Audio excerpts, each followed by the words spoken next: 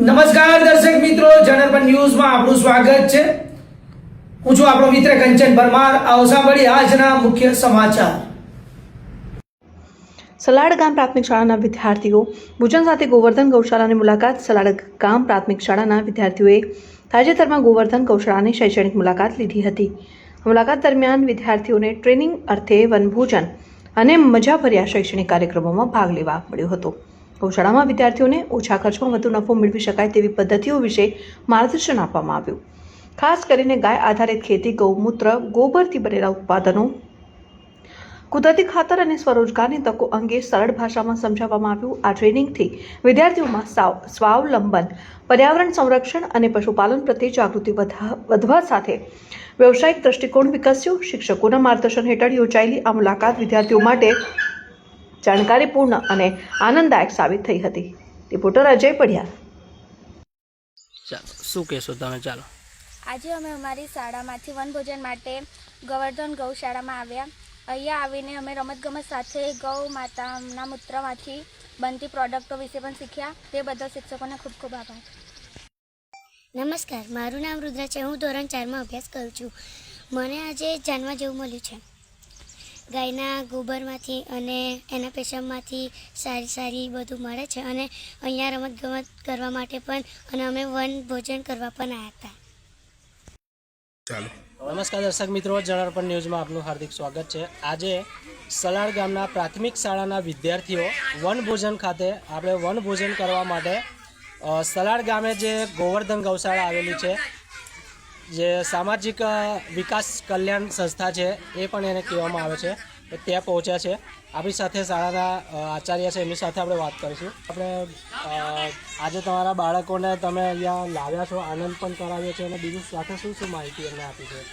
આજરોજ તારીખ 30 જાન્યુઆરી 2026ના રોજ અમે સલાડ પ્રાથમિક શાળામાંથી વનભોજનનો કાર્યક્રમ ગોઠવ્યો હતો, જેમાં અમારી શાળાના એસએમસીના સભ્ય શ્રી વિનોદભાઈ પરમાર અમને આ જગ્યાનું માર્ગદર્શન આપ્યું કે આ જગ્યા ગૌશાળા છે, ગોવર્ધન ગૌશાળા, ત્યાં ઘણું બધું સારું છે અને એ શાળાની આ જગ્યાની અમે મુલાકાત લેવાનું આજરોજ આયોજન કર્યું।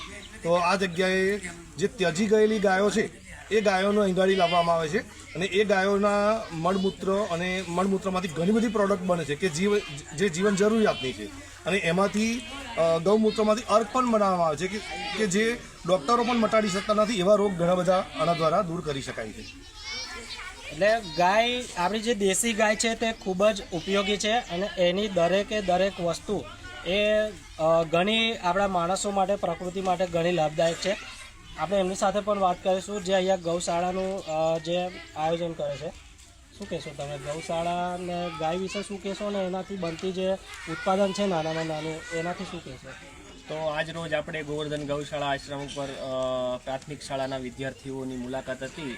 તેમાં આપણે ગાય શું કહેવાય છે, આપણે શાસ્ત્રોમાં ગાયને માતાનું બિરુદ આપવામાં આવ્યું છે, તો હકીકતમાં ગાય શું કહેવાય છે એનું મહત્ત્વ સમજાવવા માટે આજે વિદ્યાર્થીઓને અહીંયા આપણે પ્રવાસ આચાર્ય દ્વારા કરાવવામાં આવ્યો છો અને એમાં આપણે ગાય આધારિત 13 પ્રકારની વસ્તુઓ જે પંચગવ્ય આધારિત બને છે એનું માર્ગદર્શન અને એની માહિતી આપણે વિદ્યાર્થીઓ મિત્રોને આપી અને જેથી કરીને વિદ્યાર્થી મિત્રો આગળ જતા આ વસ્તુઓનો ઉપયોગ કરે અને લોકોને પ્રચાર કરે, જેથી ગાય માતા જે રખડતી મૂકી દેવામાં આવે છે એ ના થાય અને ગાયોને સાચવી અને એમાંથી સાચી રોજગારી મેળવી શકે। એટલે તમે જોયું કે વનભોજનની સાથે સાથે શિક્ષકોએ ખૂબ સરસ આયોજન કર્યું કે વિદ્યાર્થીઓને, બાળકોને શૈક્ષણિક માહિતી પણ આપવામાં આવે કે જે આપણી જે ભારતીય સંસ્કૃતિમાં ગાયને જે માતા માનવામાં આવી છે, તો તેનું જે દરેક છે, મળ છે, મૂત્ર છે, આ દરેક વસ્તુ ઘણી ઉપયોગી છે અને અહીંયા જે એની ઉપયોગીમાંથી નાના ઉદ્યોગ પણ આપણે ઘરે એનો ઉપયોગ કરી શકીએ છીએ અને રોજગારી ઊભી કરી શકીએ છીએ। તો દરેક શાળામાં આવા શિક્ષકો હોવા જોઈએ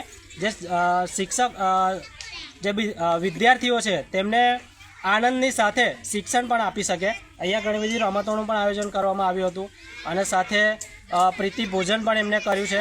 તો આવા શિક્ષકો જો દરેક શાળાની અંદર હોય તો ગામના બાળકોનું ભવિષ્ય ઉજ્જવળ હોઈ જ શકે। હું અજય પઢિયાર, જનરપન ન્યૂઝમાંથી વડોદરા।